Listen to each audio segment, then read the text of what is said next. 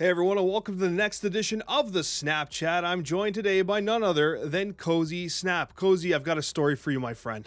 One that I think you'll appreciate. So, Cozy and I were recording this much earlier than we usually do for the Snapchat. We've both got insanely busy weekends ahead of us. And so, in between our recording sessions, I had to go pick up my kids from school. So, I run over to my school, pick up my son and daughter, and the other two my wife's going to pick up from daycare.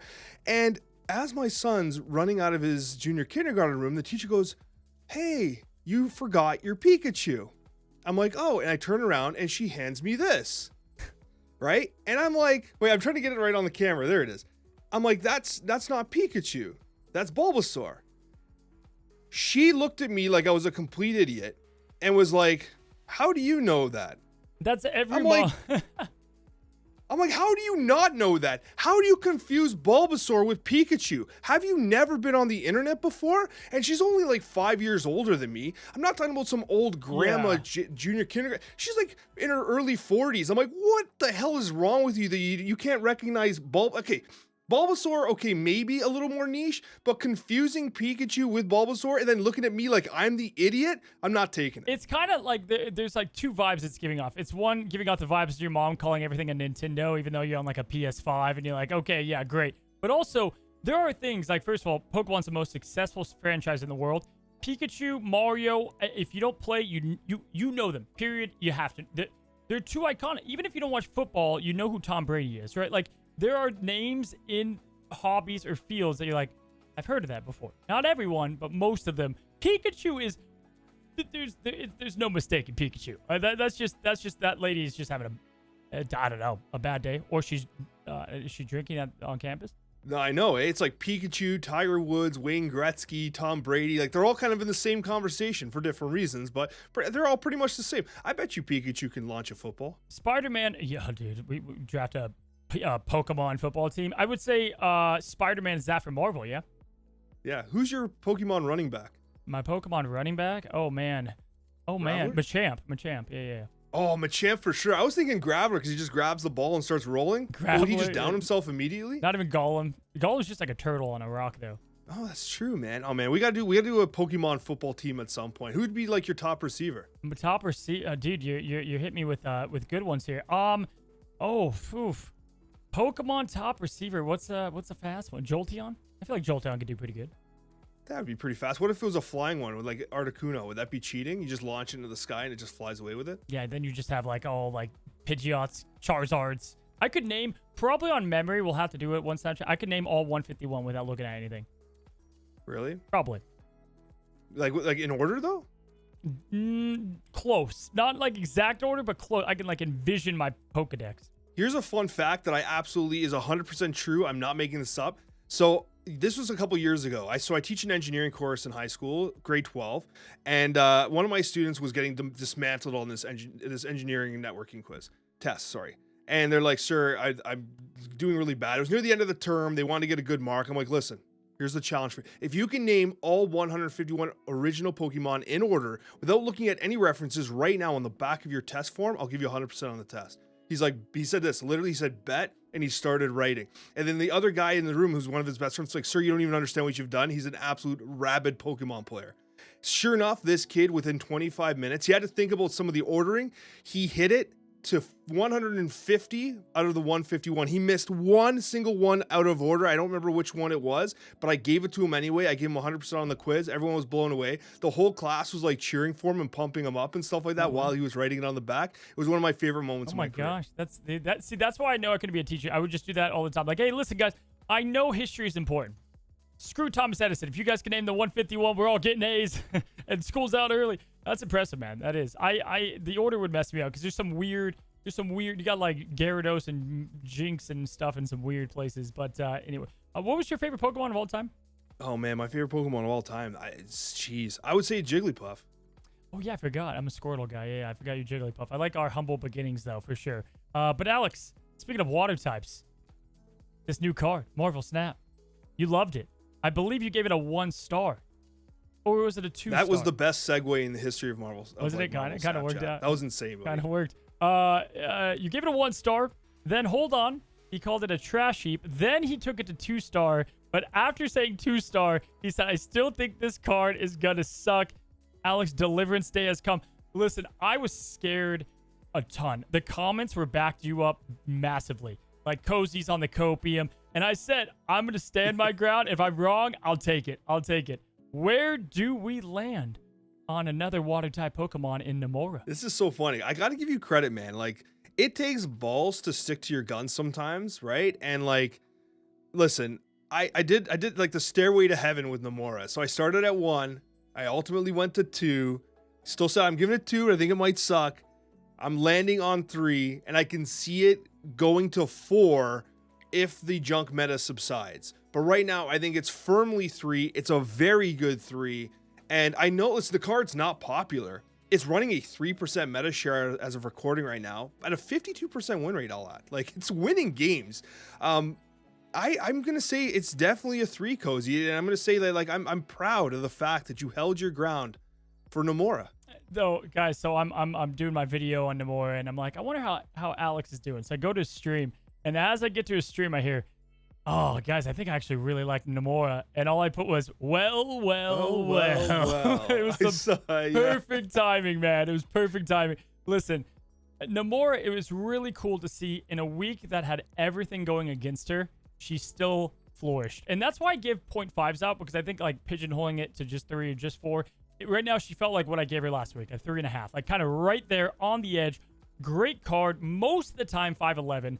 But man, I know you play decks like this too, where it's like, I'm gonna Namora, and there's not a damn thing you can do about it. It's phenomenal. The movement cards is crazy strong. All the synergies we touched on, we absolutely loved, man. And I still think Wong can be a lot of copian a ton of the times, but the fact of having that synergy with the on reveals, where you could Doctor Doom into the Wong, where you could play White Tiger, you could play this, and then the early cards. She's a card that is possibly the easiest to curve into, because you know exactly what you need to do, and all cards can do it. Yeah, no, I've loved her. And I actually took the road of playing Wong. I preferred Wong, just because like it just got that Jeff really chonky, and I could do whatever I wanted with Jeff. The card that I found a little awkward at times, ironically, was Miss Marvel, because she gets so huge. I'm like, if she leaves there, that side just dies. Like that location just loses. You know what I mean? And so like, either way, it always helped. But I found myself sometimes being like, I kind of wish that power was on Jeff and I had control over it. But like, I don't know how you feel about it. But anyways, I had that thought. But like, honestly, like Namora was legitimately way better than expected. I think a lot of people sold themselves on skipping this week as a whole. And so like, they weren't even interested in Namora. They didn't care about what like the review videos were going to say. They were like, nah, I'm skipping this week anyway. You know, Eternals is coming out. Sasquatch is hype. I think Namora took a stray because Sasquatch is, I think, legitimately going to be absolutely fantastic. This card, I think, is being slept on. Me playing it, I liked it way better than I expected. Yeah, man. When you gave it the same ranking as US Agent, I was like, I'm gonna cry inside. The thing about her is, and why I love her even more so, is a Blink. Blink is just a phenomenal Namora card. Just being able to go into Namora or out of it. I didn't love the solo Namora builds as much as I thought I would, because it's very much like, I don't know, something like Phoenix Force, where like, you know what's gonna happen, so your opponent, it's a 2-cuber. Whereas I try to fit her into decks where she's a complement piece and can work well. And I went the Black Knight route. I took both Spotlight cards. I think we were talking on Twitch. I loved Scar with her because she has, for the first time, the ability to get a ton of cards to cheapen Scar up. Black Knight isn't a necessary card that needs a ton of lane filling. And Namora kind of just fit into that build. Had a good time with that. But yeah, man, she's going to age well as well, because she truly stands the test of time of working with any card. And I think synergy-wise, there are cards you want to play with her, but most of the time, you can put her in a good amount of decks. She was surprising, very surprising. And in my defense about my rating, okay, this isn't the mailbag, but there was a comment on the video, and it read, Alex, and this is from Carrick, it reads, Alex often has a very good opinion on upcoming cards, but for some reason, he has a huge blind spot for cards that spread a bunch of power into every lane. Obviously, Namora isn't going to be Miss Marvel, but it seems like a similar oversight on his part. That's right, Cozy, Doctor Doom, F tier card. I mean, maybe it is the whole spreading power thing that I'm just low on. Maybe I gotta just open my damn eyes and just look at the stats. Dude, right? I know that is funny that it happens to be that one subset, and I probably get more excited about combo cards than I need to at times. So, to be fair, there, I think Namora though is again most of the time a 5'11", which is just so good, 5'16", and it's a 5-cost Doctor Doom at when things are really working out. So she aged in well. Excited that she's doing good. Great spotlight week as well. But yeah, we have a lot of good cards. And so, I had, people reach out, should I get her? And I'm like, it just depends. She's super good. It just depends on what you enjoy to play. The challenge here is this is the spotlight system, the additional card they've added every single month, the fact that it's series 5. It's so hard to recommend a card that like you really, if it's not a true genuine meta contender, it's hard to recommend. Yeah. Like Sage is the exact same thing. Sage is a good card, but like you don't need it. Nomora's a good card, you don't need it. It's just hard. Cannonball suffered the same fate. Whereas Cannonball comes out and it's like the meta wasn't right for it, then the meta becomes right for it, then everyone's scrambling to find 6k tokens for Cannonball. Yeah. Like it's so frustrating from that standpoint. Like we just don't quite have enough to get everything we want, which is by design. Obviously, they want to pull those resources out of us, right? Because they want every card to be exciting in their own right, which is a good thing. We want these cards. I said it last week. When I said I'm rating it 2 stars, I want to be wrong, because if I am wrong, that means we got a card that's exciting, and this card kind of proved to be that. Which I would say is, if over the last few months you've noticed probably Alex and I are lower on cards than usual, it's more because we're trying to be more protective. Because the Red Hulks that come out, when those cards come out, it screws a lot up, because those are guaranteed certified cards you have to get. And then with that, you then only have so many to be able to get some of these good complement cards. It's kind of the discussion we had when we were doing the tier list between Elsa and Hope Summers. Hope Summers is the must get. Elsa, it's like, oh man, if you're playing that kind of style, you're gonna want to get her, but there's Red Hulk, or there's Blink in the future, things like that. So I agree, great card, but we got a lot of good ones coming out, notably Sasquatch overall. So Namor, we ended at 3.5. Yeah, definitely in agreement that Namora did surprise on the upside.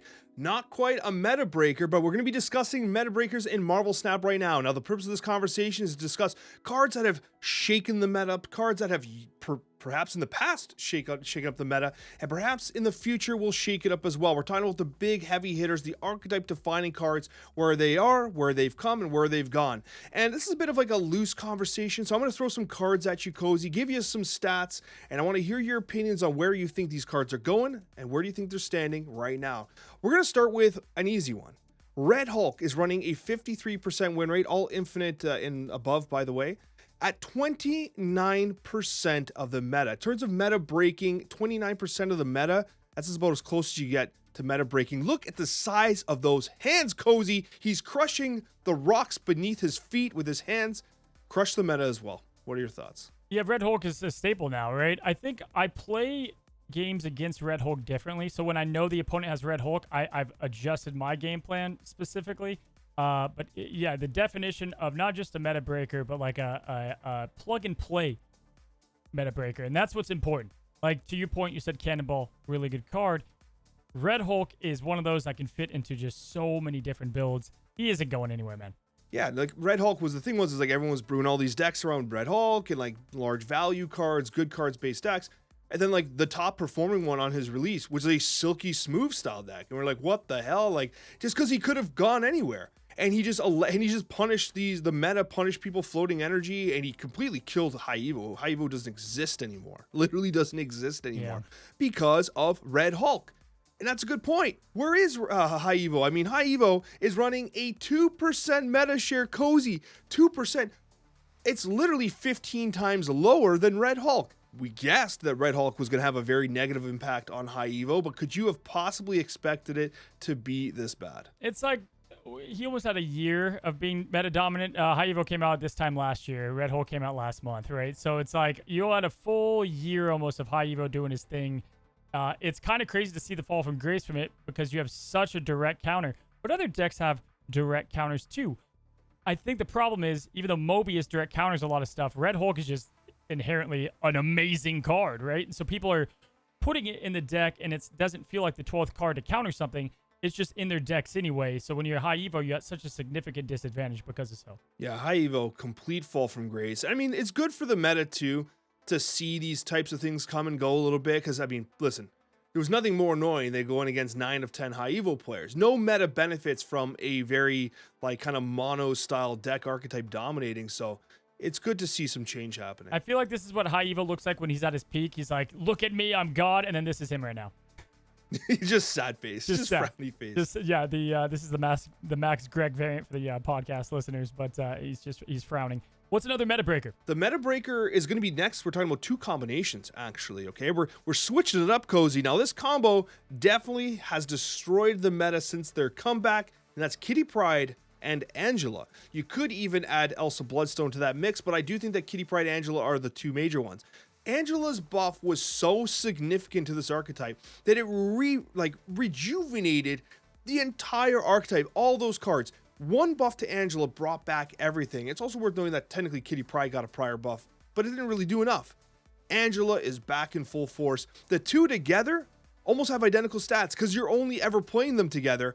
52% win rate in High Infinite, 18% of the meta, Cozy. 18% from basically zero. From 0 to 18%. That is meta breaking. Yeah, it's cool. So Alex pulled these cards. I don't know what's coming up, and I like to be surprised here because I got to say, this has got to be one of the most obvious picks here for meta breakers.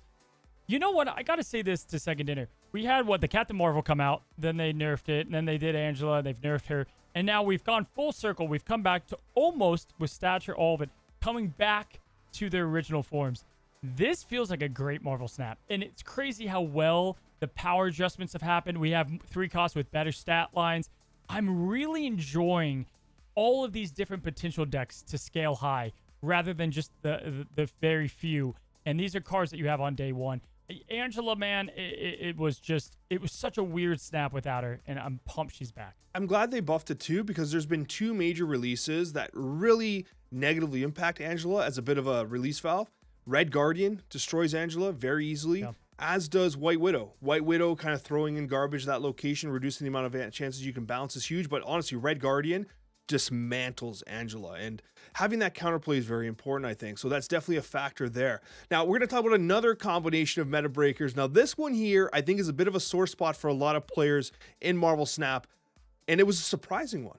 This here is going to be Professor X and Cannonball, together running a 52% win rate, similar to that of Kitty Pryde and Angela, and 17% of the meta. So just 1 percentage point under the Kitty Pryde Angela. Professor X and Cannonball, can you believe it? Absolutely remarkable conversation. I know that Pro X is one of your absolute favorite cards in Marvel Snap, which I used to call Prof X, but you have now converted me to a Pro X gamer. So take it away, Cozy. I mean, first of all, the first thing I did with Namora was play Pro X because I'm like, I'm already playing Jeff. I'll put Pro X in his own lane and continue to build that up, right? So there's this synergy there now with Namora. Yeah, the Cannonball synergy, man, if you're playing the wrong type of deck, you are screwed. In fact, I think Cannonball is going to be a great counter to Sasquatch because you're going to have a bunch of these bounce cards, Mysterios everywhere, and then you just target the Sasquatch and you move it to a location, and they're kind of screwed from there. It's still hard to pull off getting him down and then trying to get, maybe the Cannonball going too. But with the right junk builds now, Clog is just at his best. Yeah, a crazy lethal combination that's been, on the rise for about a month. It has been on the rise. And at the same time, though, it's like you can see the vulnerabilities in them, right? It feels like an amazing combination that does not feel overtuned or overpowered or overbearing. Because Professor X is a 5/1. There is inherent risk to just throwing down Pro X. Cannonball, if the locations aren't filled, might just redirect their big power card into a winning position. Yep. They're not just win more, win easy cards, right? Yeah. They can be frustrating to play against, absolutely. And if Professor X comes down, you best know that Cannonball's coming too, especially if they've played a Debris, which is making its own comeback. But I do think that this is a particularly fair combination. Can I bring up another? I didn't have the list. I'm sure you have it. I'm going to bring up just another what I think is the clear-cut meta breaker this month. Like, if you look at lists, it's there. There's no question about it. It's almost like the old days where you would just plug in, let's say, Darkhawk, and you know exactly where it went. You're looking at one right now. I think Jubilee into Blink is the new thing. It's the new thing. Why not run this? Like, bro, I was running a Namora deck where you don't want 2 cards in a lane, and I was still running this combination because it's just that good in ramping out to a better card, and having the 7 stack with Blink. It's so good. Blink's been tremendously disruptive to the meta in a way that I think has been a lot of fun, but like it's crazy. I think is it power crept Lockjaw? Is it power crept? I mean, even to some degree, you brought it up during our tier list. Like even Iron Lad has kind of had its lunch eaten a little bit by Blink, which I didn't really expect to happen, but it has happened. It's been remarkable. And Jubilee is one of my favorite cards in the game that never got played in the last like year. Basically, it saw a couple moments, but generally speaking, Jubilee was not a card you're playing, and it's back in full force. Yeah, and man, I'm telling you, watching X-Men 97, just cool to watch Jubilee like kind of kick ass on that show. But yeah, I think this is just such a formidable duo. I would say Blink has become one of the most important season pass cards to get in some time. Absolutely, and while keeping on the theme of duos, let's discuss Annihilus and Sentry. Now, Annihilus and Sentry running a 53% win rate at 13% of the meta. Now, obviously, that has been impacted by the nerf to Annihilus, it's Sentry, bringing it down to a 4-8, and conversely hitting the Void as well. But still, I don't think this package is going anywhere, and this is probably one of the absolute craziest meta breakers on the list, because you take this package of Hood, Annihilus, and Sentry, you put it into pretty much anything. Like, you could literally put it into Bounce. You could put it into Zoo. You can put it into Dracula Dump. You can put it anywhere, dude, and it works. Yeah, what's crazy to me, man, Sentry, but Hood is just such this natural puzzle piece with Annihilus. Like, you get the Hood out before you play Annihilus, and all of a sudden, you're able to play a card that's swapping immense amount of power. You're throwing off your opponent's game plan. You're adding 6 power as a demon as a backup plan into the lane that you need to go into anyway. It's just so easy to know where to play this. In turn, if you're good against Annihilus, you know where they're going to play it, and you can make, smart decisions. Yeah, stupid good combo. Continuing our conversation about cards breaking the meta, we discussed Blink, which was a season pass card. Now, might be easy to forget that we had another good season pass card in Hope Summers. 16% of the meta. When we're doing our tier list, Cozy, we threw Hope Summers right up at the top for good reason. How amazing is this card? It's one of the few cards that allows you to ramp without basically any downside, and forget about Mobius doing absolutely nothing to the energy being generated by Hope Summers. I have her sound effect drilled in my head at this point. Ah! Like that is drilled in my freaking memory bank, the amount of times I hear that, right? And you like kind of like, like when they play Wave, they play Electro, you're like, okay, he can ramp stuff. I feel like with Hope, you forget that they have that energy. There's times I'll commentate a game, I'm like, how did they play a Magneto already? It's like, well, no crap, they played into Hope last turn. Like, just it's such a great card on a fundamental level, and is easily the best card of the year.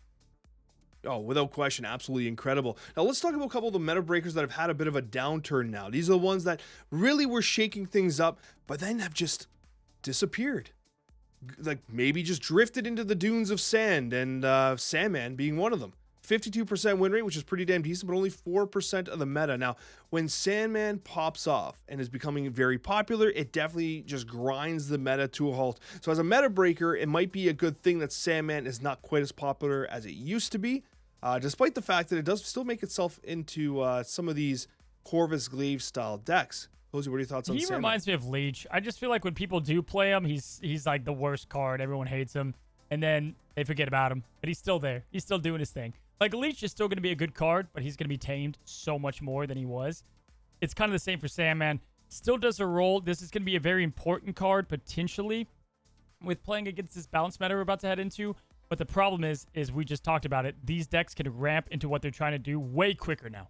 Yeah, Sasquatch can come out on 3, right? We talked about it on your side, right? So Sandman, also, this might be funny for people that are listening, not an ongoing card. I've done it myself, where I've played Sandman, like, wait, why'd they play multiple? I forget sometimes that he's actually not an ongoing anymore. Yeah. He's an on reveal for the next turn only. They can only play one card, but still, he's a 5/7 stat line, which is pretty chunky. It's the best stat line he's ever had. The best he was at was 5/5 with the ongoing effect. Yes, I believe, 5/4. if I remember correctly.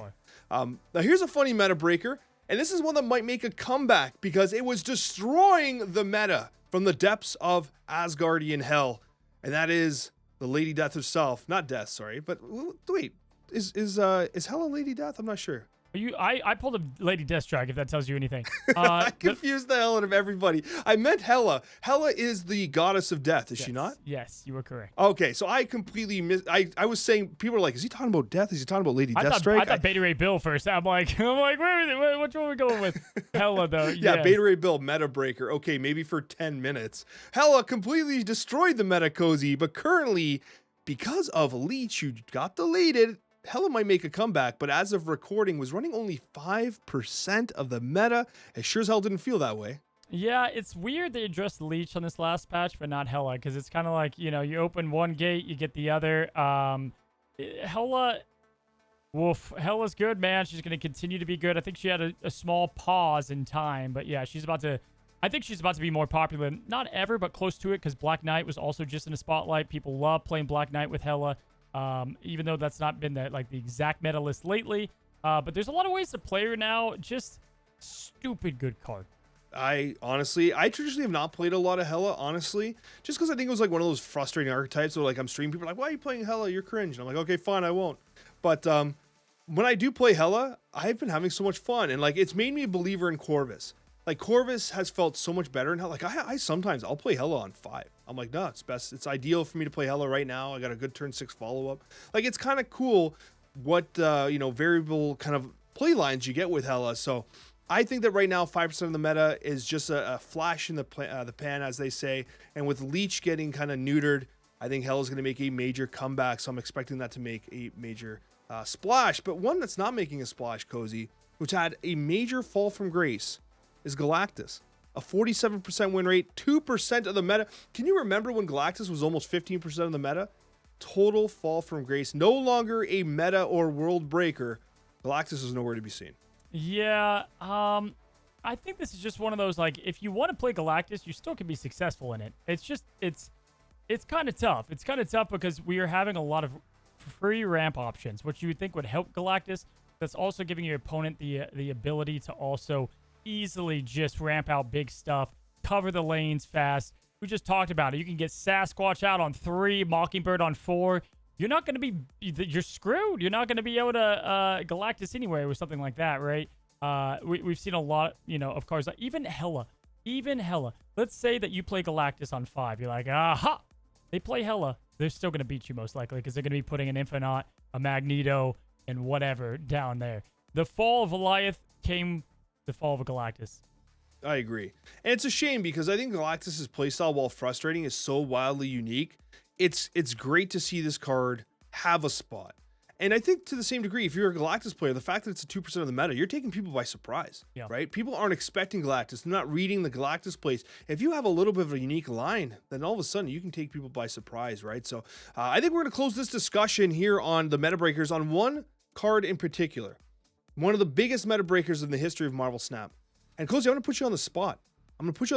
What percentage of the meta do you think Thanos currently occupies? Let's see how close you can get, because I was shocked when I saw this statistic according to OneTap. Galactus, you said, was 2.2?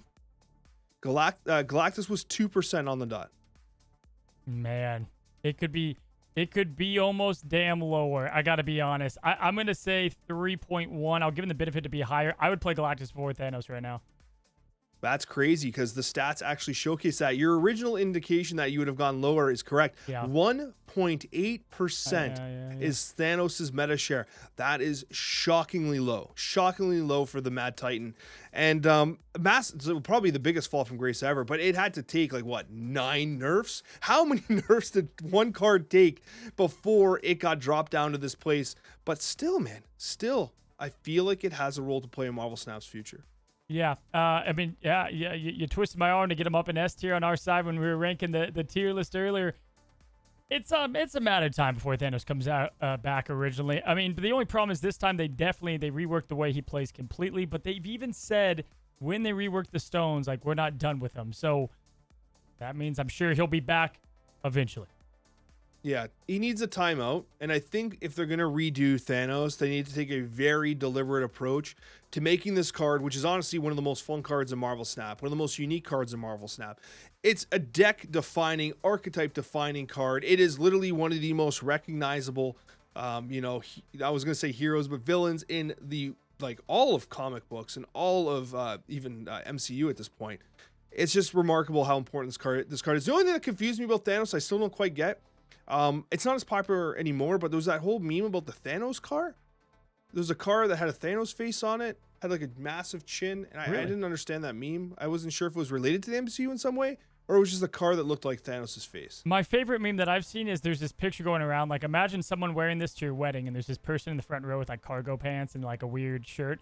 And then in the back, there's just this dude in a Thanos mask chilling by himself. And everyone's like, is no one going to mention the Thanos at this wedding? Just sitting there. If you've seen it, you've seen it. It's impeccable. Yeah, I guess Thanos is prime meme material, as he is in Marvel Snap right now. We'll have to see after Sasquatch comes out if it's going to help his stock.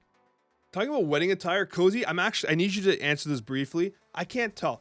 Cozy is one of two people in terms of wedding. So if you're invited to a wedding, you're either wearing a Hawaiian shirt or you are absolutely like tuxedoed out, like you are wearing like the white tuxedo, like absolute baller. It's either completely underdressed or ruthlessly overdressed. I'm not sure which one it is. Close, man, with the Hawaiian. I don't wear too much Hawaiian. I would say I would wear a white t-shirt if I was invited. I'd do a white t-shirt with like a nautical blazer, like a bright blue, definitely bright. And then I get the full suit going on too. Depends. I have a lot from the old hospitality days. So you pretty much nailed it. My goal is to walk in the building and I want to like blind somebody in there, like I am with this hoodie. That's always the goal. That's an honorable goal. A very honorable goal. Do you wear pants or like dress shorts? Dress shorts. Yeah, I'm not a monster. Dress shorts, man. Oh man, I've never seen anyone in Canada wear dress shorts. That seems insane. Dress pants. I'm definitely a dress pants guy. Yeah. Dress shorts. Okay. I think I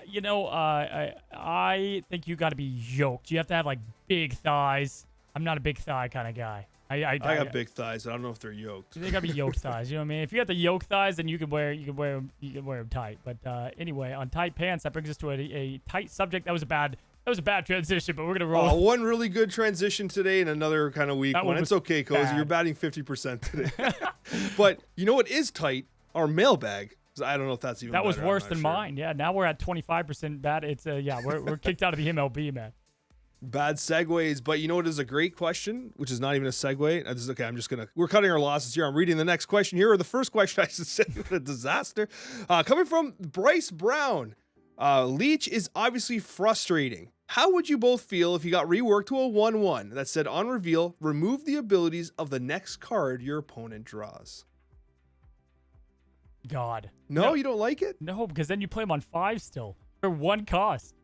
You ruin their 6. Yeah, but it's just where the top deck gets ruined, not the whole hand. A 1/1. Isn't that just I mean, I don't mind the idea for a future disruption card. It sounds like Baron Mordo now, but with like I don't know, more less play, more play. The Spider-Ham 2 kind of serves that role. I don't know. Kind of interesting. Leech. Man, I've tried to delete Leech from my brain after he got nuked. I'm like, I've had like 2 weeks of every comment being about him. And there's some Leech defenders out there, which surprises me. I know, there's a lot of Leech defenders. That's why I asked this question, because I actually am worried that Leech is not going to exit the meta. I think it's still going to be relevant. It's still going to be played. And I'm like, man, so I want to just throw like another idea into the wind from Bryce Brown here. And that takes us to our next question here from the Ultra Punch. What do you think about Marvel Snap having a built-in e-reader for selling comics of the characters in Marvel Snap available for purchase through the cards themselves? I think this could help with the monetization of the game and get people more excited about the characters. Cool idea. Yeah, I mean, I think that it could at the very least just work with Marvel.com, and if you get to Thanos, you can click on Thanos or hold Thanos, is like you hold your finger on it or whatever. It takes you to Marvel. Thanos.com, and you can see the wiki and stuff there. You know, it's kind of like when people want like Wi-Fi for their shoes. You don't want to do too much with one thing, but I do agree. I think we've talked about this before. I mean, I think we talked about this last week that Rivals had some backstory on these characters, and it would be really cool if that was a nice little touch. Instead of seeing the back of the card, we could see a brief statement about who these characters are. Have you never had light up sneakers? I've had light up. Trust me. You think I wear a hoodie like this without light up sneakers? I got Crocs. I got light up Crocs. But oh man, you know, it reminds me of like the Wi-Fi juice machine. Do you see this thing? Yeah. Too much. But you don't have a Wi-Fi toaster? What's wrong with you? Yeah, I know, man. And then your Wi-Fi goes down. You're like, I can't toast my toast. The Wi-Fi's down. So It's awful, man. That's awful. What a world to live in. Wi-Fi goes down, can't eat toast, man. I hate to be Cozy Snap in that situation. Next question comes from Raman Parwana. It reads, one thing that I always found amusing is tinfoil hat theories such as location batching. Are there any tinfoil hat theories out there that you generally believe are true? Cozy, I'm going to lead us with one, okay? Now, this is, I tried not to bring it up on your episode, but I have a tinfoil hat theory about something. I think they're leaking the patch notes on purpose. Yeah, right? See how they like them? Yeah. They're like, It's so ridiculous. For those that don't know, the patch notes are being leaked because people are just changing the URL on the prior patch notes to the date. And listen, I used to run WordPress-based sites. You can just like schedule that post to go out at the time it's supposed to. You don't need to release it days in advance. I think they're doing it on purpose. And they did it before with the Annihilus change when it was being nerfed to a 5.5. People were like, bro, why would you kill Annihilus? And then all of a sudden it comes out as a 5.6 and I was like, okay, that's fair. That's fair. I think they're testing the waters, man. I think there's some tinfoil happening. I think there might be some truth to it. I think it's either that or, with all due respect, someone's being a completely lazy human being and they're like, I'm just gonna put it up on there on the WordPress. It'll be fine. This is the 10th time. It's like there's just the coincidence. It's like whenever there's like leaks on a inside info in the NFL or inside info of a celebrity. Most of the time it comes from their camp because they want to test the waters. Man, I'm not against this change. I'm not. It's the worst thing to happen to us content creators in a lot of ways. But man, that I like it, man. I think so. Either that or somebody just, dude, I don't know. Bobby, whoever you are, just post it later. They're gonna find it. Yeah, but I wanted to lead with that one there, which I thought was kind of funny. And that takes us to our last question today from Asher. Do you guys have plans for showing your kids the movies like Lord of the Rings? Big fan myself.